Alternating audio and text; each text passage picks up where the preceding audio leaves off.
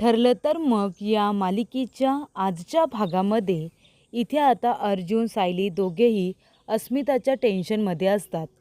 त्यांचे पडलेले चेहरे बघून प्रियाला खूप आनंद होत असतो. कल्पना म्हणत असते की सायली, अगं इथे अस्मिताच्या बाळाची 5वीची पूजा झाली ना, की पूर्णाजीला फोटो पाठवायचे आहेत. पूर्णाजीने निरोप दिलाय. तेव्हा इथे अस्मिता ब्रेकफास्ट करण्यासाठी बाहेर आलेली असते. प्रिया म्हणते, अस्मिता तू बाहेर कशाला आलीस? मी तुझ्यासाठी ब्रेकफास्ट तुझ्या रूममध्येच आणणार होते ना. तेव्हा प्रिया म्हणते, नाही, रूममध्ये बसून बसून मला कंटाळा आला होता आणि बाळसुद्धा झोपलं ना, म्हणून मी बाहेरच आले. तेव्हा इथे सायली येते आणि म्हणते, अस्मिताताई हे बघा, मी तुमच्यासाठी दूध गरम केले आणि तुम्हाला आवडतो ना तसा तुमचा नाश्ता तयार आहे. अजून काही हवं असेल तर सांगा हां.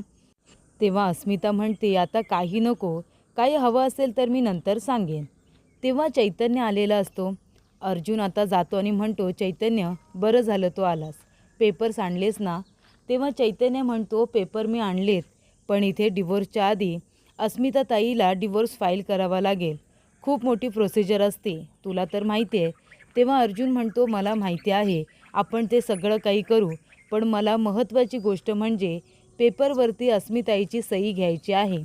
तेव्हा चैतन्य म्हणतो, अर्जुन मला काय वाटतं, तू थोडा विचार करावास. अस्मिताईजवळ बोलायला हवं.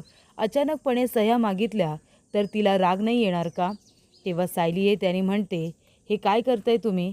काल रात्री आपलं या विषयावरती बोलणं झालं होतं ना, तरीसुद्धा तुम्ही तेच करताय. तेव्हा अर्जुन म्हणतो, आता मी अस्मिताईजवळ काही बोलायला जाणार नाही आहे. मी फक्त तिला सह्या करायला सांगणार आहे.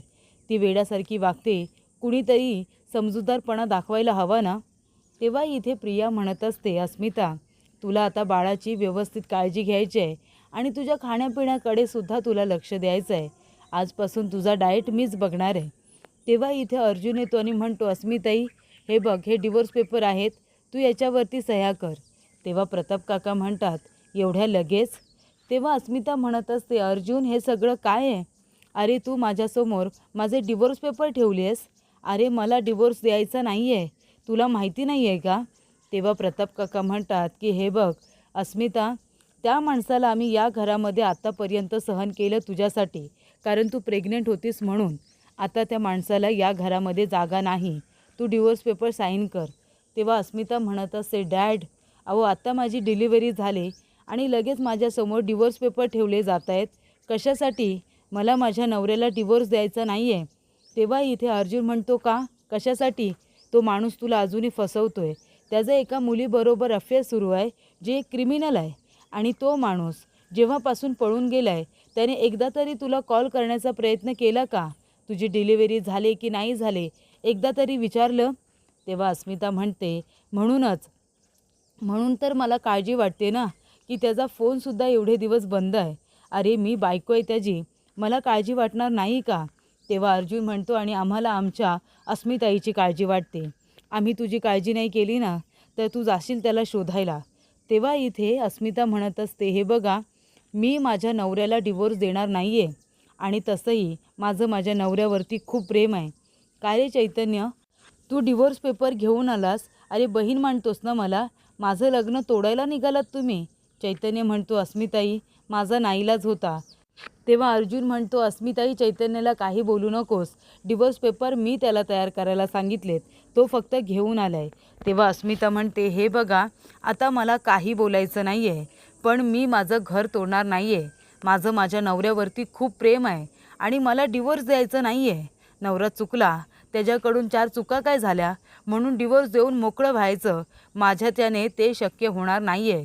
तेव्हा इथे अर्जुन म्हणतो, मग काय करणार आहेस तू? त्याला शोधायला जाणार आहेस? तेव्हा कल्पना म्हणते, काय? अस्मिता तू त्याला शोधायला जाणार आहेस? हे सगळं काय आहे? तेव्हा इथे सायली म्हणते, आई मी तुम्हाला नंतर सगळं सांगते, पण अस्मिताताई तुम्ही ऐकून घ्या ना. ते डिवोर्स पेपर घेऊन आले, पण तुमच्या काळजीपोटीच ना. तेव्हा इथे अस्मिता म्हणते, अगं तो माझा डिवोर्स करतोय, माझ्या नवऱ्याला आणि मला वेगळं करतोय, याच्यामध्ये माझ्यासाठी काळजी आहे का?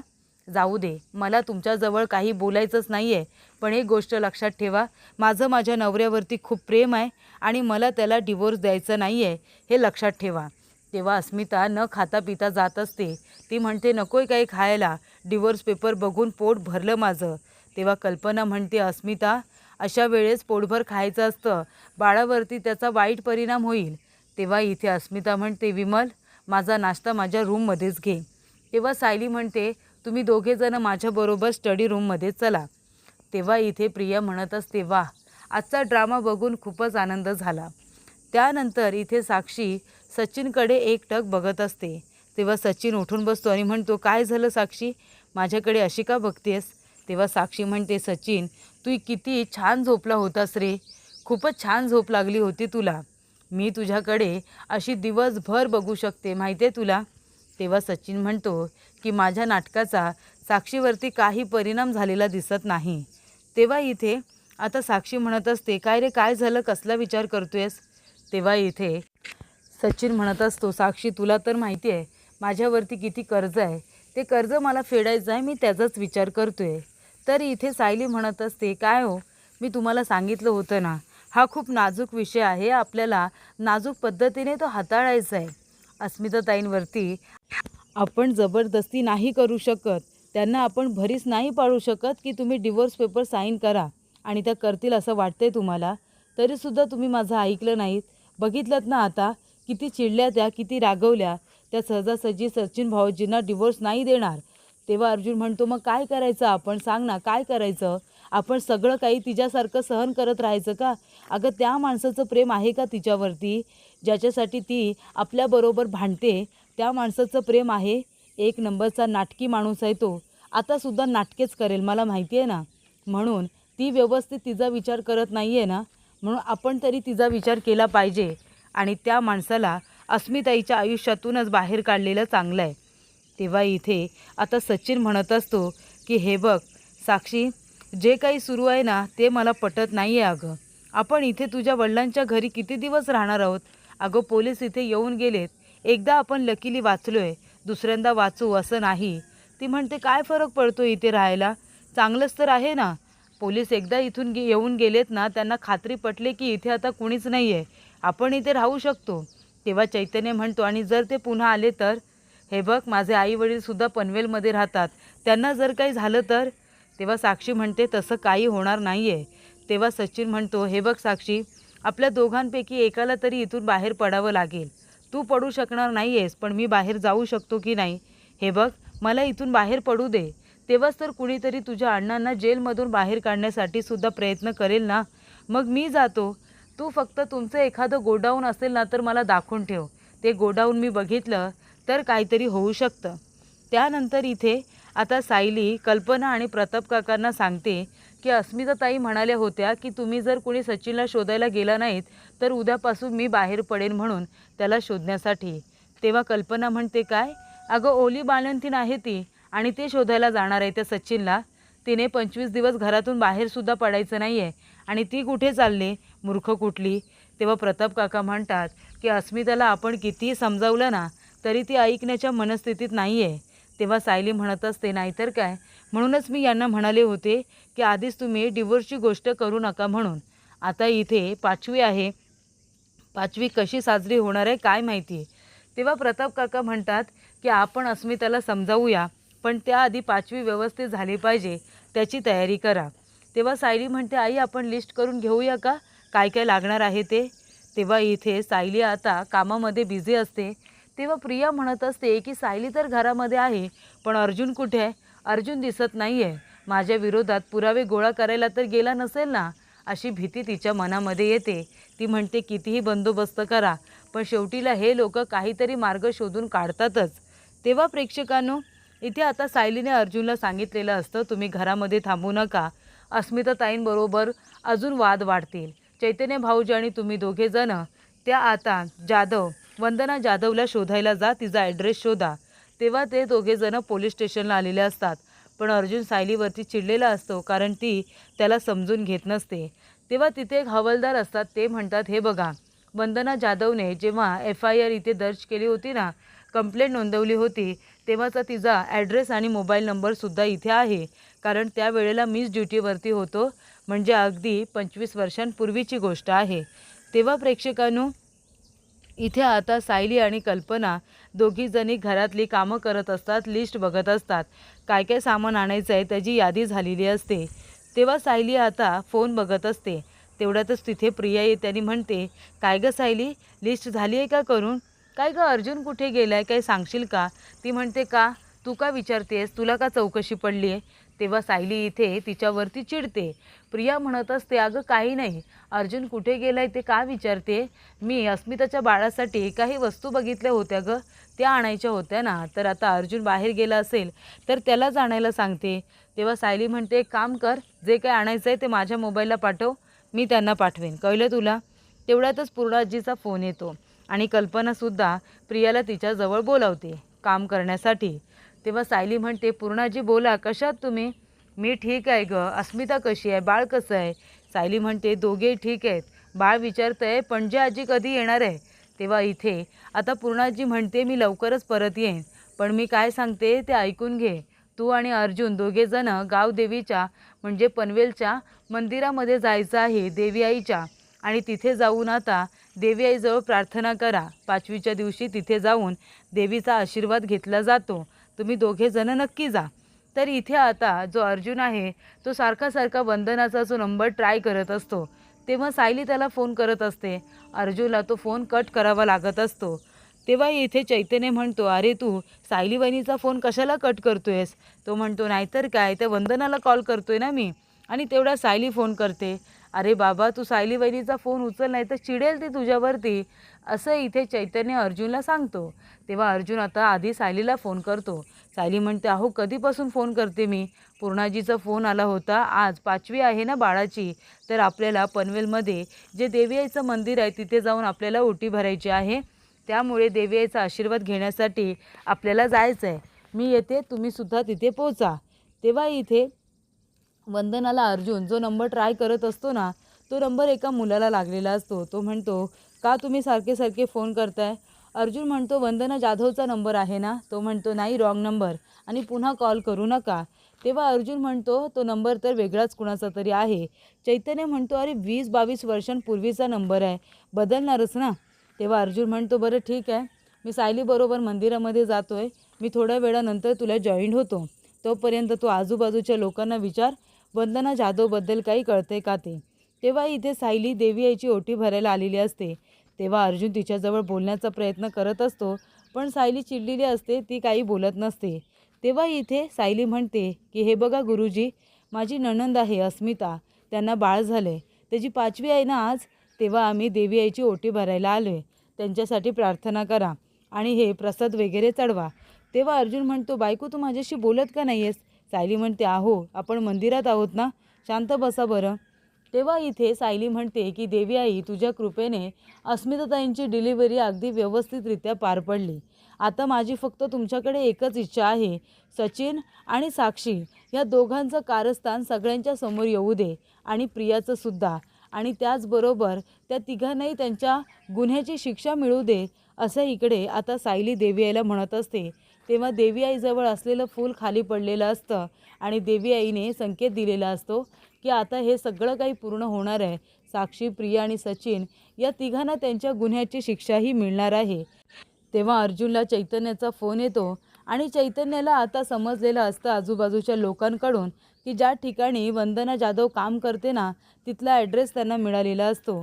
तेव्हा इथे आता अर्जुन म्हणतो की ठीक आहे, आपल्याला आता त्यांचा ॲड्रेस मिळाला तर तिथे जाता येईल. तेव्हा सायली येते आणि म्हणते, अहो काय झालं? तेव्हा अर्जुन म्हणतो की चैतन्याचा फोन होता, वंदना जाधव जिथे काम करते तिथला ॲड्रेस मिळाला आहे. तेव्हा सायली म्हणते, चला आता तिच्याकडून आपल्याला प्रियाबद्दल नक्कीच काहीतरी माहिती मिळेल.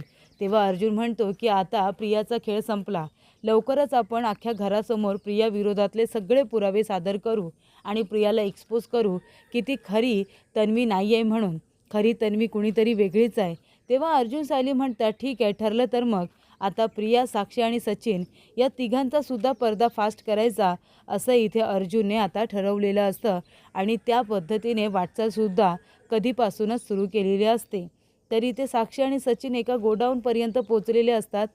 तेव्हा साक्षी म्हणते, सचिन हे बघ, हे आमचं गोडाऊन आहे, म्हणजे अण्णांनी 2-3 गोडाऊन असे घेऊन ठेवलेत, जे कामापुरते आम्ही उघडतो, नाहीतर ते बंदच असतात. पण हे बघ सचिन, तू एक प्रॉमिस कर मला, तू मला सोडून कुठेही जाणार नाहीस, त्या अस्मिताकडे परत जाणार नाहीस तू. तेव्हा सचिन म्हणतो, हे बघ साक्षी, मला निदान नाटकासाठी तरी अस्मिताकडे जावंच लागेल. हे बघ, मला फक्त माझ्यावरती जे कर्ज आहे ना ते फेडण्यासाठी मला अस्मिताची गरज पडणार आहे, कारण तीच मला ते पैसे मिळवून देईल. एकदा का मी संपूर्ण कर्ज फेडलं की माझे अकाउंट जे फ्रीज करण्यात आलेत ना ते परत इथे ओपन केले जातील, मला माझे पैसे मिळतील. पण त्याआधी मला हे घेतलेलं कर्ज फेडावं लागणार आहे आणि त्यासाठी मला अस्मिताची गरज पडणार आहे. नाटक करण्यापुरतं का होईना पण मला तिथे तोंड दाखवायला जावंच लागेल. तेव्हा साक्षी म्हणते, सचिन प्लीज, मी तुझी वाट बघते. तो म्हणतो, तू काळजी करू नको आणि मला तुझ्या अण्णांनासुद्धा सोडवायचं आहे की नाही, मग त्यासाठी मला अर्जुनच्या घरी राहणं गरजेचं आहे. लिगली पद्धतीने आपण कसे अण्णांना सोडू शकतो हे बघायला नको का? आणि जर मी त्या अर्जुनच्या घरामध्ये राहिलो तर नक्की त्यांचं काय चाललं आहे, कशा पद्धतीने त्याचं काम सुरू आहे ते सुद्धा मला कळेल, बरोबर ना? त्यामुळे मला आता जावं लागणार आहे. तर प्रेक्षकांनो, साक्षी म्हणते, मला फक्त 2च गोष्टी हव्यात. एकतर मला माझ्या अण्णांना सोडवायचं आहे जेलमधून आणि दुसरी म्हणजे मला तुझ्याबरोबर लग्न करून संसार करायचा आहे. तेव्हा इथे सचिन म्हणतो, तुझी ही इच्छा लवकरच पूर्ण होईल. साक्षी गेल्यानंतर सचिन इथे स्वतःचं डोकं आपटतो, डोक्याला लागतं, केस विस्कटतो आणि त्याचबरोबर टी शर्ट वगैरे फाडतो आणि त्या महिपतच्या गोडाऊनमध्ये आता तो स्वतःला मारून फाडून घेतो आणि त्यानंतर फोनसुद्धा ऑन करतो आणि तो म्हणत असतो की चला आता लवकरच इथे अर्जुन पोलिसांबरोबर पोचेल याची त्याला खात्री असते. त्याचं मोबाईल लोकेशन ट्रेस करत असतील ही गोष्ट त्याला माहिती असते आणि म्हणूनच त्याने आपला मोबाईल आता ऑन केलेला असतो. त्यानंतर ही गोष्ट अर्जुनच्या लक्षात येणार असते पण अस्मिताच्या नाही. तर अर्जुनला पोलिसांचा फोन आलेला असतो की इथे आता सचिनचं लाईव्ह लोकेशन ट्रेस झालेलं आहे, तो महिपतच्या गोडाऊन जवळ आहे. तेव्हा अर्जुन म्हणतो, ठीक आहे मी आलोच. तेव्हा सायली म्हणते, काय हो काय झालं? तर इथे आता त्या सचिनचा पत्ता लागलाय, तिथे मी जातोय. ते म्हणते, मलासुद्धा यायचं होतं पण आता मला घरी जावं लागेल, 5वीची पूजा आहे ना. तेव्हा अर्जुन म्हणतो, नाही नको, तू घरी जा, मी जातो ना तिकडे. तेव्हा त्या ठिकाणी आता अर्जुन जायला निघालेला असतो आणि तिथे सचिन 1 2 3 असं काउंट करत असतो आणि इथे 5वीची पूजा असल्यामुळे छान असा पाट वगैरे मांडलेला असतो. सायली सगळी पूजा करत असते. सायलीला सगळ्यातलं सगळंच कळत असतं, त्यामुळे ती 5वीची मांडणीसुद्धा तीच करत असते. तर इथे अस्मिता आहे जी फक्त सचिनचा विचार करत असते. ती म्हणत असते, काय करू, सचिनला पुन्हा एकदा कॉल करू का, त्याने त्याचा फोन ऑन केला असेल का? तेव्हा इथे ती आता फोनावर फोन करत असते. तर इथे इन्स्पेक्टर मोरे आणि त्यांची टीम त्या ठिकाणी आलेली असते आणि तिथे आता अर्जुनसुद्धा असतो. तेव्हा पोलिसांच्या गाडीचा आवाज इथे सचिनला आल्यानंतर तो हसायला लागतो.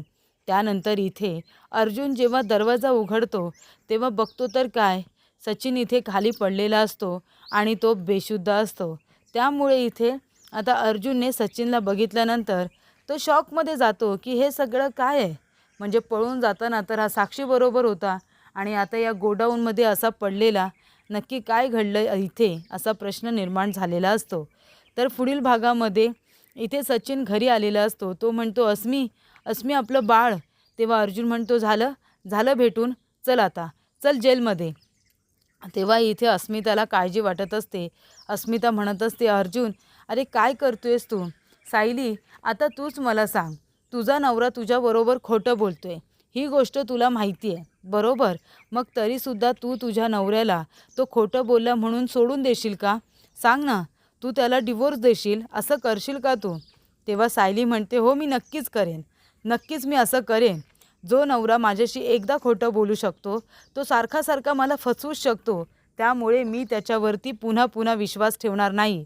जर तो माझ्याशी खोटं बोलत असेल, मला फसवत असेल, तर अशा नवऱ्याला मी पुन्हा संधी देणार नाही, त्याला मी सोडूनच देईन.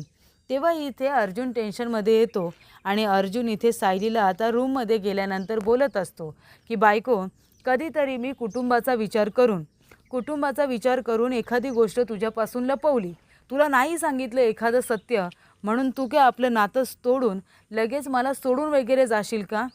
तेव्हा सायली म्हणते, काय हो, मी मगापासून बघते तुम्ही असं का बोलताय की एखादं खोटं मी जर तुझ्यापासून लपवून ठेवलं तर तू मला सोडून जाशील का?